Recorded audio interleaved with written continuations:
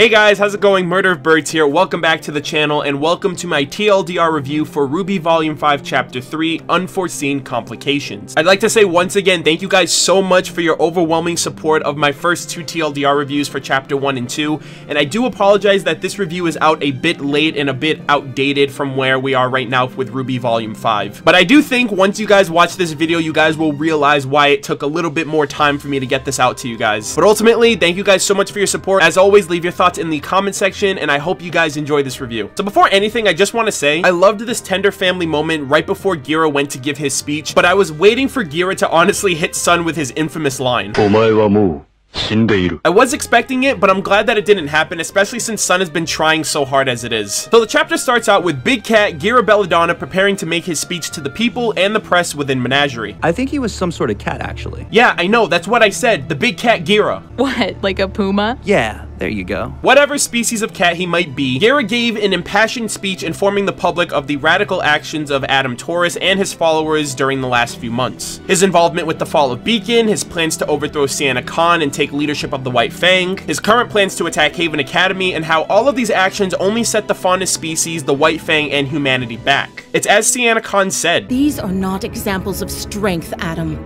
They are examples of your talents being diminished by short-sightedness." But as Blake suggested back in Volume 4, we're not going to destroy the White Fang. We're going to take it back. Gira suggests that working with the humans and defending Haven Academy with them is the best way to show their intentions of peace. And it seemed like he had the crowd on his side until he suggested that. On paper, the plan sounded awesome, but when it comes down to it, nobody wants to be the change that they want to see. We must go to Haven and protect it at all costs! What? And that's when Elliott shows up. Traitors!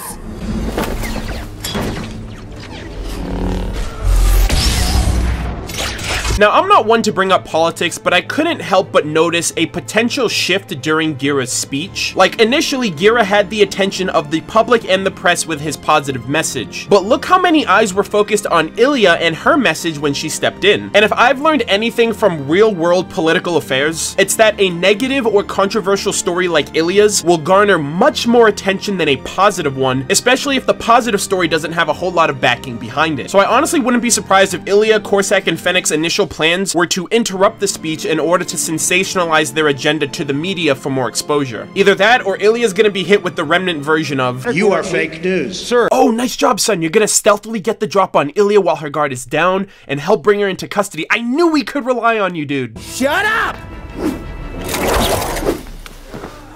I really don't like you. I also couldn't help but notice that at this point, it feels like Elliott is a parallel opposite of Blake, had she remained in the White Fang, just based on some of the comparisons I've noticed from the last few episodes of Volume 4 and Volume 5. Traitors! Cowards. The Belladonnas are the worst kind of faunus. You were right. I shouted at you and yelled at you, but you were right. I called you cowards. It's okay. And just before we transition to the next scene, I want to talk about this character here. For those of you who don't know, this guy actually has a full name. His name is Saber Rodentia, and that's actually a big deal. Mainly because you have characters like that Faunus guard from the first chapter and the two bandits at the end of this chapter who had a generic title and number with their name, while this guy actually has his own identity. I am curious as to how significant he'll be down the line, but his last name, Rodentia, is an order in which rodent mammals are categorized, so basically he's a rodent faunus. And at this point, I'm thinking two things. Either this guy's a good source of information, my dad always said, if you need to know a city, ask the rats. Or he's very happy that Roman Torchwick is no longer alive. Fortunately, I'm the best exterminator around. No offense to any rodents in the room. I love the amount of callbacks that were brought up with Oscar and Ozpin, the first of which being the callback to the man with two souls from Volume 1. Well, we've never met a person with two souls. Your book, does it have a name? Well, it's about a man with two souls, each fighting for control over his body. As well as Ozpin clarifying the mistakes he's made in the past. I told you once that I made more mistakes than any man, woman, and child on this planet. And I wasn't exaggerating. RWBY, I've made more mistakes than any man, woman, and child on this planet. And please don't tell me I was the only one who thought of this when it happened.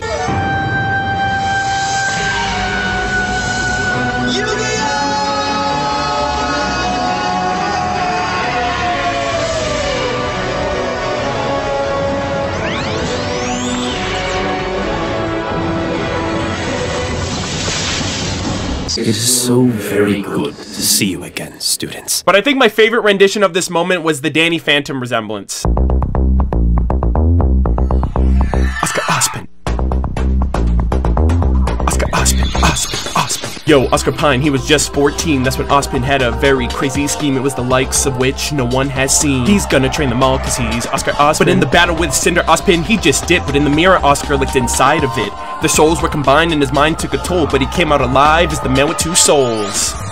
When Oscar woke up, he realized he was the compost king and had yellow-green eyes to be cursed by the gods so he can never die. And he had all of the memories of that other guy, but it was then that he knew what he had to do. He had to stop all the Grimm and Salem too. He's here to train each one of you. He's gonna train them all cause he's Oscar Ospin. Gonna train them all cause he's Oscar Ospin. Gonna train them all cause he's Oscar Ospin. Please don't call me that. So let me break down this Oscar Ospin exposition. Ospin is cursed and has been reincarnating for thousands of years. I'm cursed. For thousands of years, I have walked the surface of Remnant, living, dying, and reincarnating in the body of a like-minded soul. That line immediately reminded me of the foreshadowing from Volume 3. Would you believe me if I told you that one's been around since I was a boy? You're not that old, Professor. And Pyrrha is probably rolling in her non-existent grave right now. It's time to stop! It's time to stop, okay? No more! Where the fuck are your parents? I'm gonna call Child Protective Services. It's time to stop! This curse was bestowed upon him by the gods. This curse was bestowed upon me by the gods, because I failed to stop Salem in the past. Gods plural, which means it could have been the god of light and darkness that created life, the Grimm, the relics, and mankind. World's been around for a long time. Long enough that people have created dozens of gods. But if you believe Ospin, 2 of them are actually real. So it would seem that Salem and Ospin's existence even predate the maidens that have also existed for thousands of years, but not during the age of the gods. For thousands of years, I have walked the surface of Remnant. The maidens have existed for thousands of years. But more importantly, Ospin seems to predate many of these known legends and fairy tales of Remnant and speaks on many of them as if they were from first-hand experience. People have created dozens of gods. But if you believe Ospin, 2 of them are actually real. When Ospin's predecessor founded the schools. Because I helped build that school, and the tea set was a gift to the man running it now. And the warrior king, the last king Vale would ever have, founded the Huntsman Academies and placed his most trusted followers in command of each kingdom's school. I thought the headmasters all took their orders from you. 4 lieutenants I can trust. The wizard summoned his magic, every ounce he could muster, and bestowed it upon the sisters. Remnant's full of legends and stories, but there's one Oz told me from a very long time ago. Back before Huntsmen, before kingdoms, it was said that those born with silver eyes were destined to lead the life of a warrior. So with Ospin existing for thousands of years, I'm pretty sure he coexisted with the gods, founded and helped build the Huntsman Academies, existed as the wizard in a previous life and created the maidens, coexisted with or even lived as a silver-eyed warrior, and lived as the last king of Vale. And the book about the man with 2 souls is probably an autobiography he wrote in a previous life. It's about a man with 2 souls, each fighting for control over his body. Which, if Ospin was the last king of Vale, and the sword that was used turns out to be the sword that Jean's great-great-grandfather used to fight in the war. I got this sword. Ooh. It's a hand-me-down.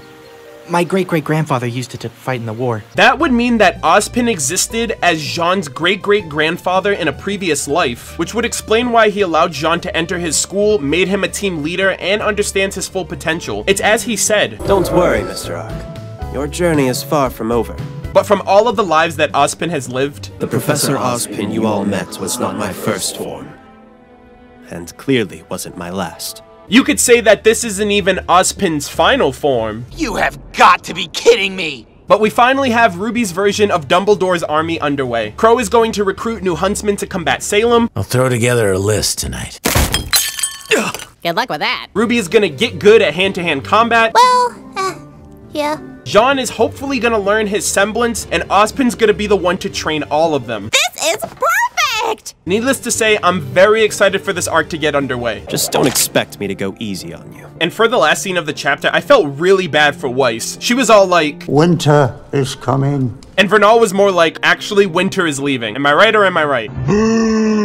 Weiss's character short foreshadowed this moment. Weiss is truly on her own now, and it's just as Winter said. I'm not always going to be around to save you, Weiss. But at least she has her tiny knight to help her out. I shall call him Squishy, and he shall be mine, and he shall be my Squishy. But ultimately, that is my TLDR review. I hope you guys enjoyed it. Like I said, leave your thoughts of what you guys think about the episode overall, anything that I had to mention. Personally, I love this episode. I love the fact that we got a lot more exposition and clarification on the mystery that is Ozpin. I'm pretty sure the event at the beginning with Menagerie and the Belladonnas are probably going to continue onward in the next couple of episodes, and we just have to wait and see what happens with Weiss. But like I said, thank you guys so much for your support. Leave your thoughts in the comments, and I will see you guys in the next video. Take care.